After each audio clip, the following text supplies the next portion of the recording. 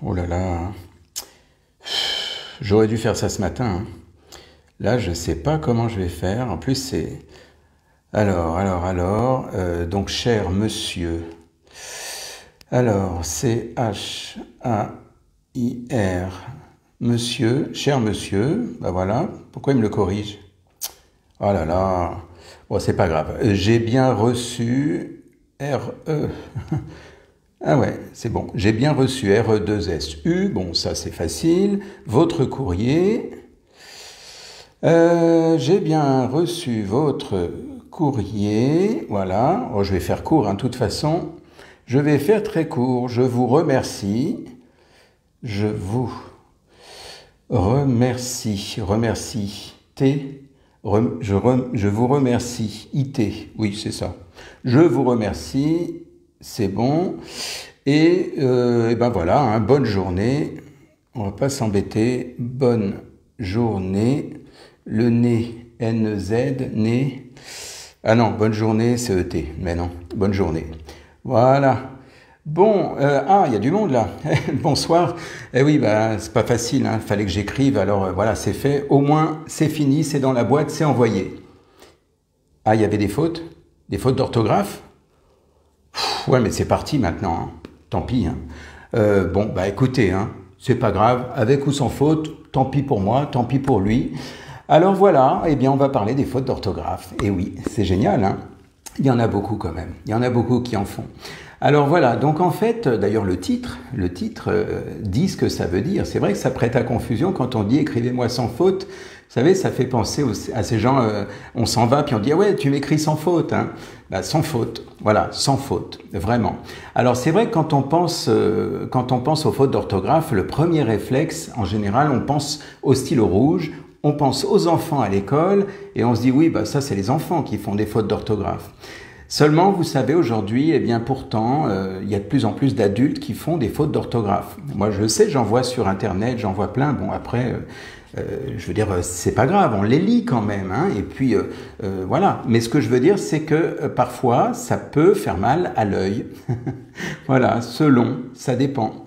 Alors tout dépend après du type de faute, mais en tout cas, il y a des fautes qui sont parfois impardonnables.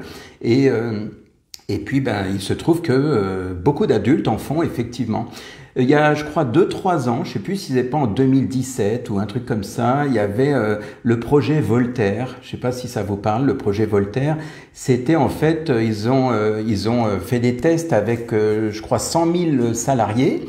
Et puis, ils ont regardé les notes des tests d'orthographe, donc, et ils ont regardé les notes, et je crois que le résultat, c'était moins de 11 sur 20. Moins de 11 sur 20. Pour des adultes, donc, puisque voilà, c'était des salariés dans une entreprise. Et donc, le problème, c'est que les fautes d'orthographe, eh bien, l'orthographe, c'est quand même un marqueur social important, parce que finalement, ça représente votre image. Quand vous véhiculez une information par écrit, eh bien, vous êtes en train d'écrire, et si c'est bourré de fautes d'orthographe, prenons un exemple, imaginons que vous soyez responsable d'une entreprise ou que vous ayez, enfin peu importe, même un poste important, eh bien pour le coup, s'il y a des fautes d'orthographe, on ne va pas vous prendre au sérieux. On va se dire non, pas lui. Voilà, imaginez si par exemple vous cherchez un emploi, eh bien on va comparer entre celui qui fait des fautes d'orthographe et celui qui n'en fait pas, et en général, on va prendre quand même, on va faire en sorte de prendre celui qui s'applique un peu. Sinon, on va considérer que la personne, elle est négligée, qu'elle n'a pas, que voilà, quoi, elle ne sait pas écrire, et tout va dépendre bien sûr du métier. Si c'est pour être manutentionnaire, c'est pas pareil que si c'est pour être secrétaire. Voilà, mais enfin, en tout cas, quoi qu'il en soit, il est vrai que les fautes d'orthographe, c'est quelque chose qui est récurrent, surtout sur les réseaux sociaux, on en voit de plus en plus. Alors on ne dit plus rien, mais en même temps, elles sont là. Alors évidemment, il y en a qui sont complètement à l'affût de la moindre faute, et alors là, ils ne pardonnent pas, et puis il y en a qui sont un peu plus tolérants, qui se disent, bon, allez, une faute de frappe. Voilà, donc l'idée, c'est que, comme je disais, c'est vraiment une question d'image de soi. Moi, j'ai vu, vous savez, il y a quelques années, je m'en souviens, et j'ai vu des fautes d'orthographe sur la devanture d'un commerce. Alors là, j'ai du mal à comprendre, parce qu'en fait, à la limite, qu'il ait fait une erreur, le commerçant, quand il a créé sa devanture, en principe, c'est corrigé, si vous voulez. C'est ça qui est étonnant. Ça m'avait surpris.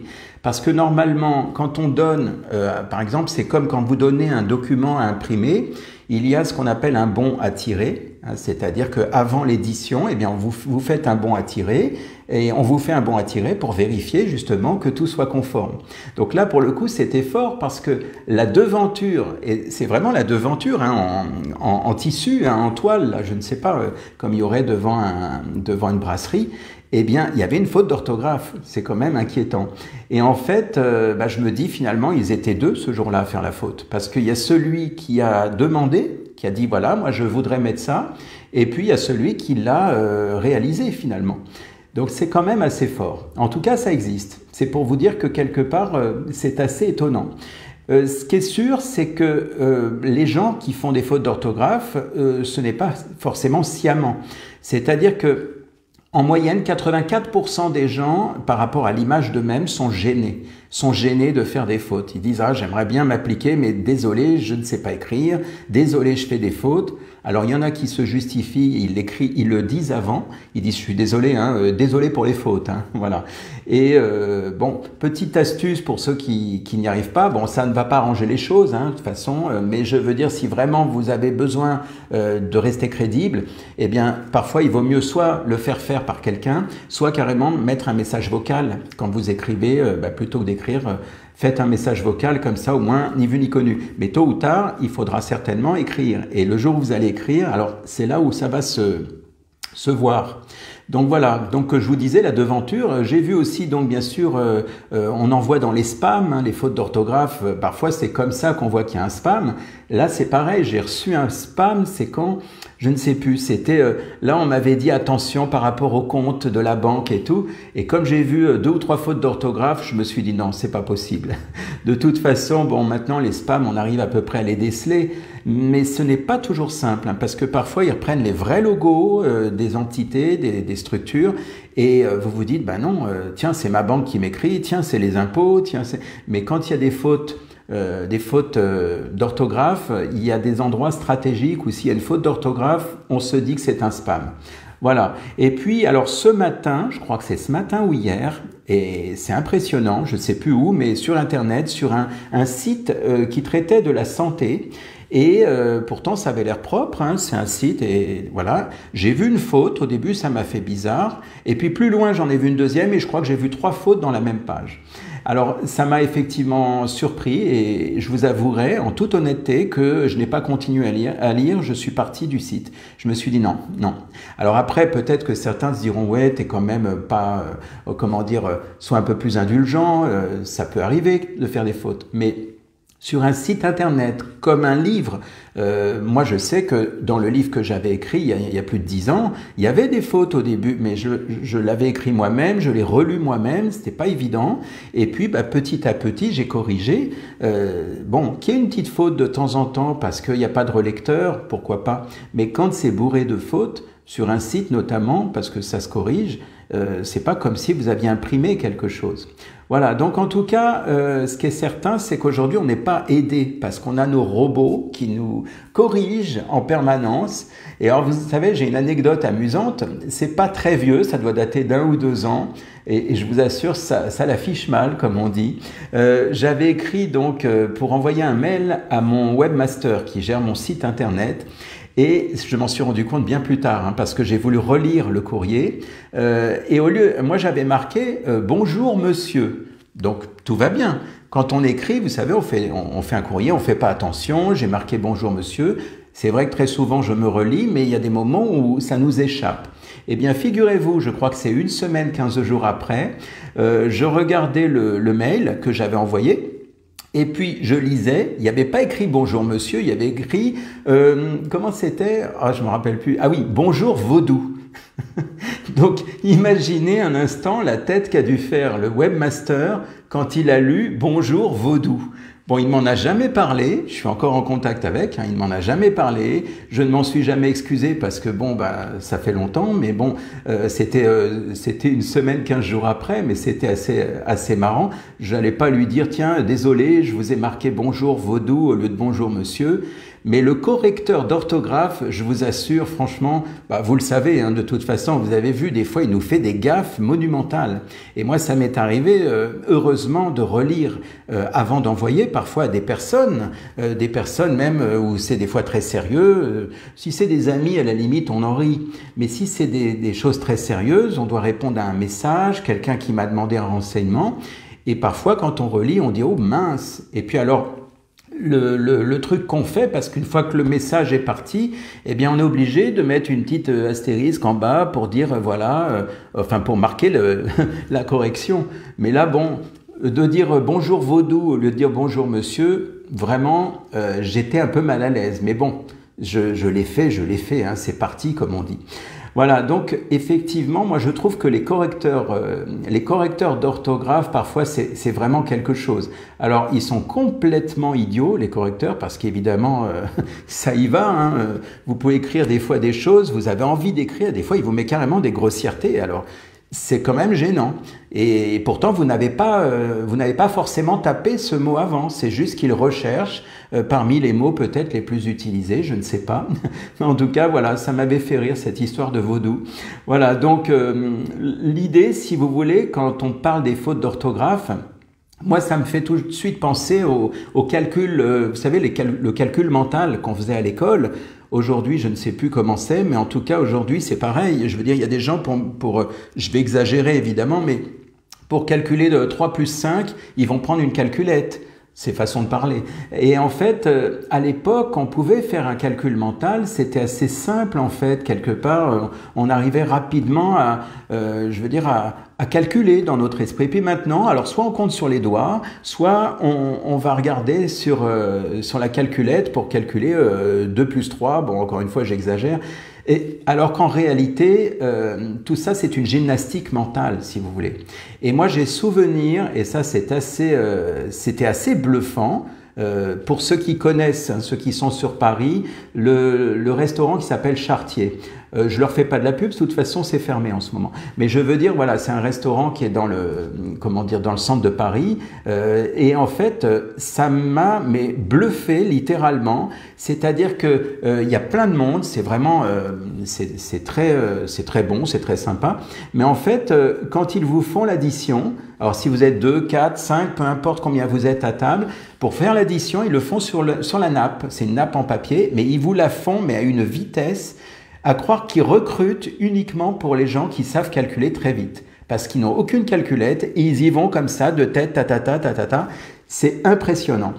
Voilà, donc c'est là-bas que j'ai observé ça, j'ai trouvé ça bluffant, et c'est là que je me dis finalement le cerveau humain est quand même bien fait. C'est vraiment de l'entraînement, hein. Donc que ce soit l'orthographe avec les fautes, alors certes il y a des fautes, bien sûr des fautes d'étourderie, ça existe, hein. 70% des fautes sont des fautes d'inattention quasiment. Maintenant, il y a aussi, comme je viens de vous le dire, les fautes qui sont liées malheureusement au correcteur d'orthographe, et là c'est parti, comme on dit, mince, j'ai fait en voix, je peux pas supprimer, et là on est obligé de mettre la petite étoile en bas en disant qu'on s'est trompé. Mais malgré tout, c'est parti. Et puis, vous avez aussi, malheureusement, les apprentissages d'aujourd'hui avec des raccourcis au niveau, par exemple, des SMS. Vous savez, les jeunes, avec les SMS, genre T ou, et on va mettre la lettre T et puis ou. Voilà. Et encore ou, s'il est bien écrit, avec l'accent. Enfin voilà, donc c'est pour dire que évidemment ça existe, on est baigné dans un monde où effectivement on est assisté par des machines, par des robots, que ce soit pour écrire ou que ce soit pour compter. Alors la calculette c'est bien beau, seulement effectivement comme je disais il y a des commerces, il y a des structures où ils n'ont pas besoin de ça, ils le font de tête et ça marche très bien. Et ça c'est plutôt appréciable. Voilà, donc quelque part la communication SMS, ça c'est sûr que de toute façon c'est presque, j'allais dire, c'est entré dans les mœurs, c'est une mode. En plus après ils ont en plus changé au niveau de la langue française l'orthographe de certains mots, hein, comme par exemple les oignons, où avant on écrivait oignon, on écrivait oignon, et maintenant on écrit oignon paraît-il. J'ai du mal à m'y faire, je suis désolé, même si j'arrive à le lire, hein. Voilà, c'est un peu comme dire les haricots verts. Hein, voilà, c'est quelque chose qui est difficile pour moi. Voilà. Après, je voudrais juste finir ce direct en parlant un petit peu donc de la dysorthographie, donc les fautes d'orthographe, ceux qui font des fautes d'orthographe. Alors, il y a quand même des personnes qui font des fautes d'orthographe et ça ne rentre pas. C'est-à-dire que même si les parents ils sont derrière en disant « Vas-y, tu vas réviser toute la soirée, mais tu le sauras », eh bien, ça ne rentre pas. Ça ne rentre pas tout simplement parce que, comme on dit, on n'est pas câblé pareil. Alors, je m'explique. En général, ceux qui font des fautes d'orthographe à l'école, quand ils sont même pourtant très studieux, mais malgré tout ça ne rentre pas, eh bien souvent on a affaire à des gens qui sont auditifs, c'est-à-dire ce sont des personnes qui ne voient pas le mot dans leur esprit, mais qui l'entendent. Donc, dès lors où ils entendent le mot, ce n'est pas comme si, par exemple, imaginons si vous êtes doué en orthographe, ou simplement si vous savez juste écrire normalement, eh bien peut-être que si je vous dis tiens pensez au mot notamment, eh bien vous allez le visualiser dans votre mental. Vous allez dire tiens notamment. Alors comment ça s'écrit? Il y en a même qui vont le dessiner dans l'air, vous savez, qui disent alors notamment je fais ça. Vous voyez ce que je veux dire? Ou il y en a carrément ils veulent le voir écrit. Et c'est quand ils le voient écrit qu'ils disent ah non non c'est pas bon, c'est comme ça, c'est pas comme ça. Et voyez, ça vous est peut-être déjà arrivé, moi ça m'est arrivé, donc on a besoin du visuel parce qu'on se représente mentalement l'image du mot. Et donc si on se représente l'image du mot, eh bien malheureusement, ce n'est pas le cas pour tout le monde. Vous avez des gens qui sont dans l'auditif, donc ils pourront se répéter 50 fois le mot notamment, ils vont juste entendre la sonorité de ce mot et ils ne sauront pas finalement comment ça s'écrit. S'il y a un M, deux M, un A, un E, vous voyez ce que je veux dire.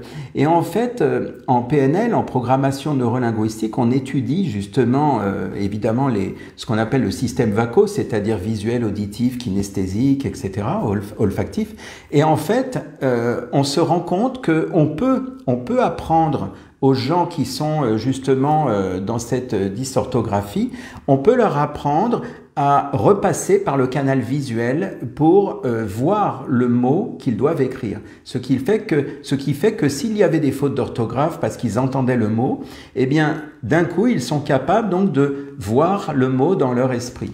Voilà, c'est une très bonne méthode. Il y a beaucoup de méthodes à ce niveau-là. Il y a des méthodes intéressantes, des méthodes pédagogiques qui sont utilisées par certaines personnes, certains instituteurs ou même des parents. Eh bien, en fait, c'est une méthode qui fonctionne très bien. C'est-à-dire qu'on va emmener la personne dans son visuel pour l'inciter à voir le mot et ensuite on va la connecter au ressenti parce que l'idée c'est de voir puis de ressentir le mot. C'est pas juste voir le mot, il faut que ce soit imprégné dans son corps, dans son ressenti intérieur. Et du coup, on va, en jouant comme ça avec quelques lettres, on n'est pas obligé de faire ça avec tous les mots évidemment, mais ça recrée une nouvelle façon de fonctionner. C'est un nouveau schéma qui se crée dans son cerveau, de sorte qu'à chaque fois que la personne pensera à la lettre, peu importe l'âge qu'elle a, hein, à chaque fois qu'elle y pensera, eh bien, au lieu d'y penser en premier réflexe de façon auditive, eh bien, elle y pensera en premier réflexe de façon visuelle, puis de façon kinesthésique, c'est-à-dire dans le ressenti. Voilà, c'est pour vous dire quelque part, quand je parle de ça, c'est que quelque part, il y a toujours un moyen d'améliorer quelque chose. Quand il y a une lacune quelque part, il y a toujours un moyen d'améliorer un petit peu. Alors évidemment, on ne va pas devenir pour autant, par exemple, quelqu'un qui fait plein de fautes ne va pas du jour au lendemain être, par exemple, je ne sais pas moi, professeur de français, pourquoi pas après tout, mais en général, s'il a des lacunes, il va monter un petit peu son niveau, mais c'est pas pour autant qu'il va devenir un pro dans la matière. Mais au moins, s'il peut déjà sauver la mise, si c'est un élève, par exemple, qui peut avoir au moins la moyenne, c'est déjà ça de gagner. Voilà. Donc, je ne sais pas, avec ou sans faute, comme vous voulez. De toute façon, je vous lirai. Je vous souhaite une bonne soirée, puis n'hésitez pas, avec le clavier, comme vous voulez, n'hésitez pas donc à réagir à ce direct. Je vous souhaite une bonne soirée.